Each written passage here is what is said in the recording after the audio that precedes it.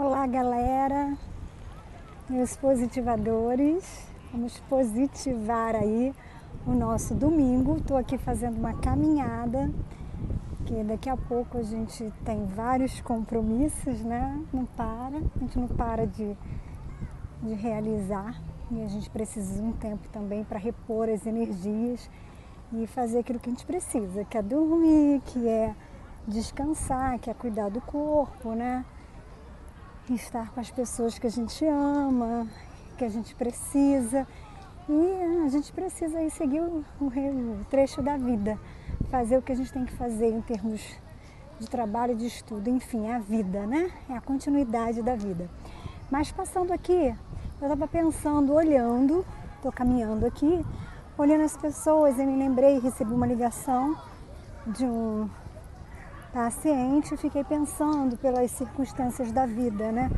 Quando a gente passa por algumas experiências de rejeições, é uma situação muito complicada. Por quê? Porque a pessoa que se sente rejeitada, que tem a crença de rejeição, ela tem uma crença limitante. Essa rejeição vai fazer com que, em muitos momentos da vida, de fato, ela seja rejeitada. E necessariamente não é porque as pessoas a rejeitam. Ela própria acaba criando um comportamento de rejeição e acaba criando isso em muitos sentidos, né? E fica muito focada nisso. Então, uma situação muito complicada, muito complexa. Por exemplo, muitas pessoas rejeitadas são tímidas.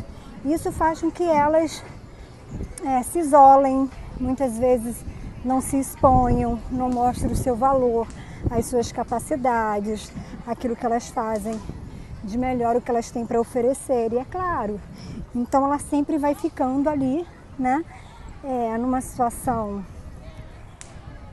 mais para segundo plano. E ela acaba sempre se sentindo rejeitada, não vista, não acolhida, não percebida. E isso entra várias situações. Isso vai reforçando pelo resto da vida. Quando que isso começa, né? Geralmente começa lá na infância, nas primeiras experiências, como eu sempre falo para vocês, né, que a criança tem de rejeição. Necessariamente não é que os pais a rejeitaram ou os cuidadores a rejeitaram, mas necessariamente a experiência que ela teve, o que ela vivenciou, o que ela sentiu, traz para ela a ideia de que ela foi rejeitada, né, de que ela não foi aceita. E isso vai se reforçando no decorrer da vida. Necessariamente isso não aconteceu, né, só porque ela sente isso e vive isso. Então isso vai se reforçando, vai se fortalecendo pelas relações posteriores, mas internamente ela acabou internalizando esse sentimento de rejeição e isso se tornou uma crença, foi ficando uma ideia rígida, né, uma ideia formada, e ela vai precisar durante a sua vida ter, por vários momentos e situações, rever se realmente essa rejeição como que isso começou, né? Como que isso acontece e como que isso permanece, o porquê, né? Quais são as posturas, comportamentos, quais são os seus sentimentos que de alguma forma estão assim fortalecendo, né? Que estão fortalecendo esse sentir, que estão fortalecendo isso, porque quando ela sentiu isso pela primeira vez, ela era criança, então ela era uma criança é criança, né? E agora ela é uma pessoa adulta. Então ela pode lidar com esse sentimento de rejeição de uma forma diferenciada, numa postura diferenciada, concordam? Então é exatamente isso. Então ela vai precisar ter uma postura diante disso. E como é que ela vai fazer para lidar com isso? Primeira coisa é aceitar, né?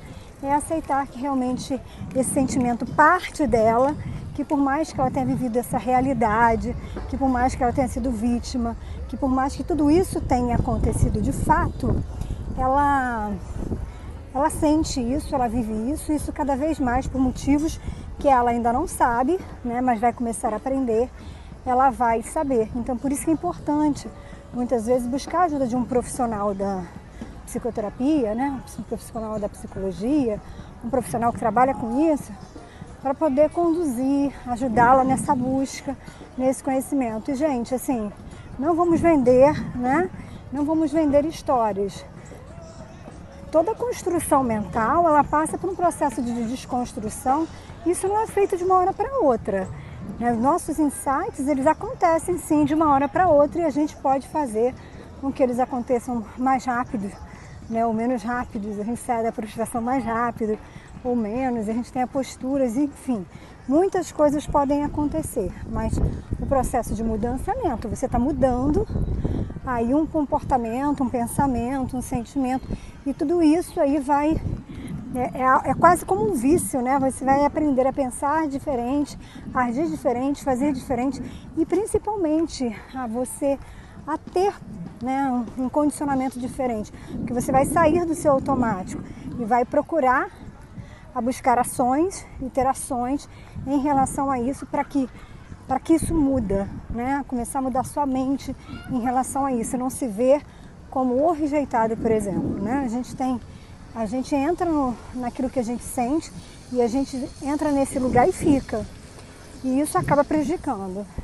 Então assim, é uma coisa que prejudica muito a vida da pessoa, porque ela acaba, né? Ela acaba limitando seus espaços sociais, né? Porque a rejeição está completamente, né, e totalmente ligada à questão do amor e do afeto. Então ela tem ali uma questão de amor e afeto que ela vai precisar rever, trabalhar, pensar o que é dela, né? E provavelmente isso trouxe resquício porque não é que ela rejeita, que ela é a rejeitada, ela se rejeita, porque no final das contas a própria pessoa passa a se rejeitar, ela passa a achar que ela não tem aquele valor. Então isso interfere muito nas suas relações, na sua vida como um todo, porque isso muda a forma como ela se enxerga, a forma como ela se vê, ok? Espero que tenha ajudado vocês, procurem ajuda, né?